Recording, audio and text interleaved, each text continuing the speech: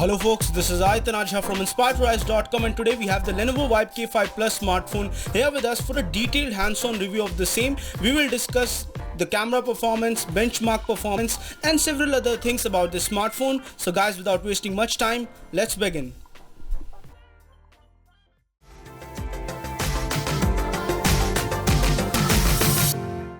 So let's first talk about the built-in display of this device. The device comes with a 5-inch Full HD display, 441 pixel per inch, 178 degree wide viewing angles, and on the top it has the 3.5mm jack and the micro USB port. Apart from this, if you look at the device, on the bottom it has the small hole for microphone, and on the right hand side we have the power and volume for this device. This device comes with dual SIM and you have separate micro SD card slot, and it comes with two 750 mAh removable battery. Under the hood, this smartphone has 616 Qualcomm Snapdragon chipset, octa-core chipset, and it comes with 2 GB of RAM, 128 gigs of expandable storage, 16 gigs of internal storage, and it is still on Android 5.1. That is something bad about the smartphone. All of these sensors are present inside the smartphone, and overall it's a decent package. And talking about the user interface and software on the smartphone, so it comes with a custom version of Skin, that is Vibe UI, that is used on almost every Lenovo smartphone.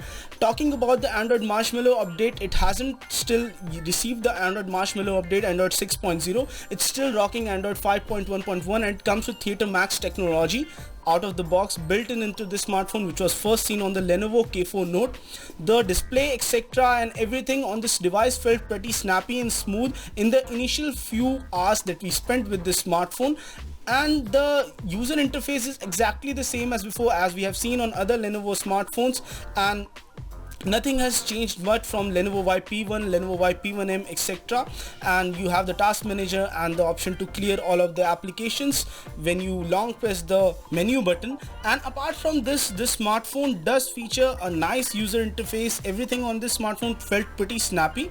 Let's talk about the benchmark performance. On the Antutu benchmark, it scored around 34,865, which is an okay score but not that great. 59.5 frames per second on the Nina Mark 2 benchmark, which is a pretty good score. 671 on the single core score and 2916 on the multi-core score on the Geekbench 3 benchmark, and that is also an average score, not that great enough when we talk about that. And this is the score that it got on Quadrant Standard benchmark. This smartphone comes with a 13 megapixel primary camera and a 5 megapixel front camera. The aperture on both of them isn't that wide enough. This is a video sample recorded directly from the primary camera of the Lenovo Vibe K5 Plus. So this smartphone does not have OIS, but still, even with my shaky hands, the video came out good. The selfie camera performance is good, but the back camera does tend to change the colors a little bit, and the clarity on the pictures wasn't that much as can be seen from the samples. The colors were a little bit off at some places, and this smartphone does support the USB on the go, and that's something good about it. And apart from this, the Dolby Atmos audio feature worked fine on this one, but the speakers are placed on the back side of the smartphone, so the stereo speaker don't give up that great voice because of the fact that they are on the behind of the smartphone, so it does get muffled up when you keep it on a flat surface. So that's a kind of design flaw. When talking about playing 4K HD videos on this smartphone, we were able to play 4K HD videos using the software codec on MX Player, but still at some points the audio did go away because of the fact that the smartphone can't push up that much pixels on a full HD display. It does not have that much powerful hardware, so the audio will go away at some point. As can be seen, there is lag while playing this video, and the audio did went away at this point. So that's about the video performance of this device, 4K HD video playback.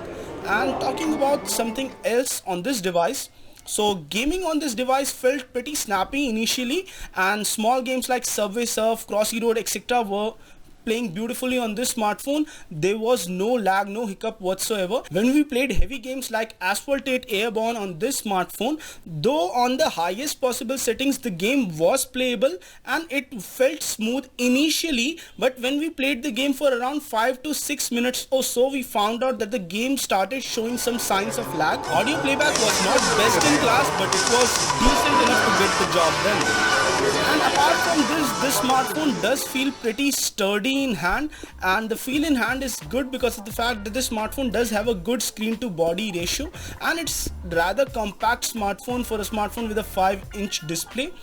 overall display size etc felt nice, and this smartphone would retail for a price of 84,999 and would retail from 23rd March on an open sale. And Lenovo has claimed that they would have sufficient numbers for this smartphone for retail, so that's something great about it. It has few good points like a user removable battery, and overall design sense also felt nice, and it does come with Theater Max technology, but you have to buy the Ant VR headset separately this time around.